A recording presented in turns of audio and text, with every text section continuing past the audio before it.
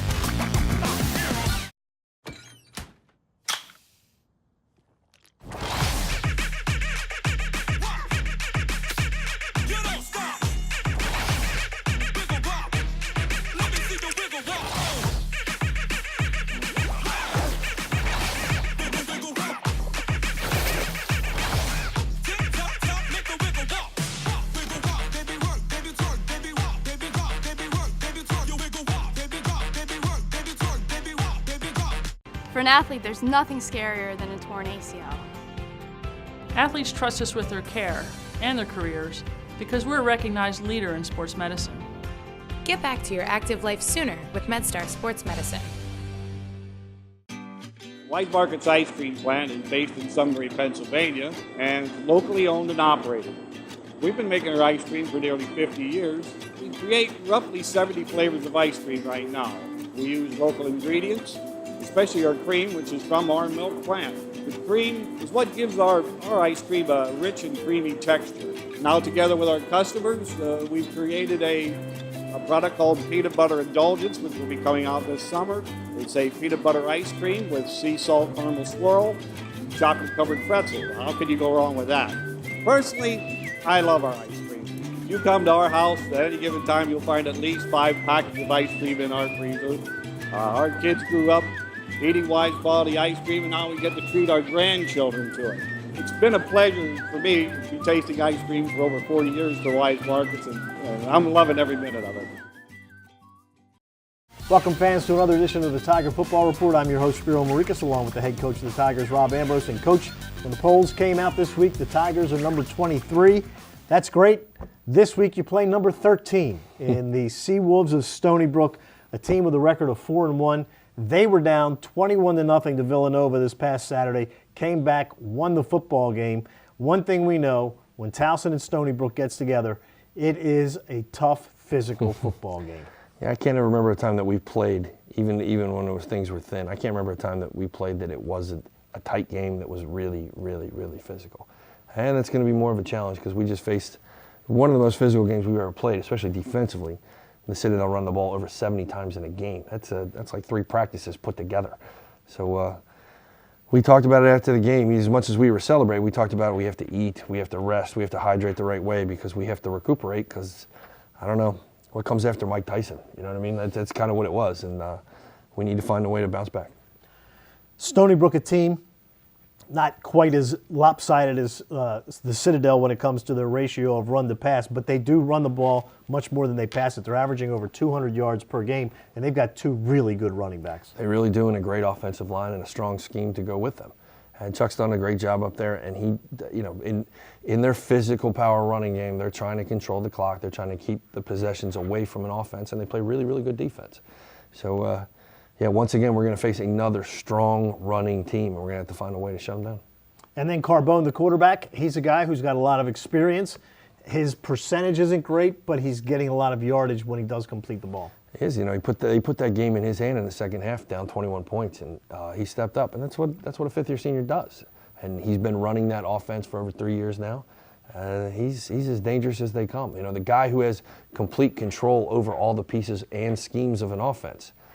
That can give you nightmares. So yeah, there's no rest. There's no calm. There's no what I say today, out of the fire, not out of the frying pan into the fire, out of the fire and into the inferno. That's okay. Life in the CAA. Well, it is a 4 o'clock game on Saturday at Johnny Unitas Stadium, and you need to come out and see this Tiger offense, which is as explosive as any in the country. Over 40 points 2 weeks in a row. This is also a team that, and Gordy talked about this up in the booth, that the only problem with having an offense as explosive as yours is that sometimes the defense might need a little bit more of a breather, and you're going downfield and scoring in like 2 minutes. The defense may be saying, you know, guys, can you do it in 4 minutes? That is a challenge, and to be honest, it's something that you have to weigh in how you do it, and you know, you don't ever want to negate points or take points off the board or slow yourself down till you lose your rhythm. And to be honest, last week was harder because of the offense they ran. It was harder for us to keep a rhythm.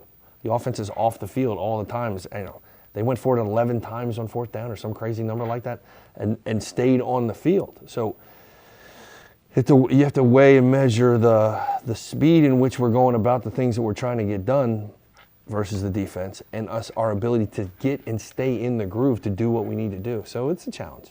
But as long as we can keep scoring points, it puts the other team on out of their comfort zone. They got to push harder. They got to catch up. They got to catch up. They got to catch up. And that's not, people want to dictate tempo. They want to dictate how they want the game to run how they want it to run. They don't want to constantly be chasing you.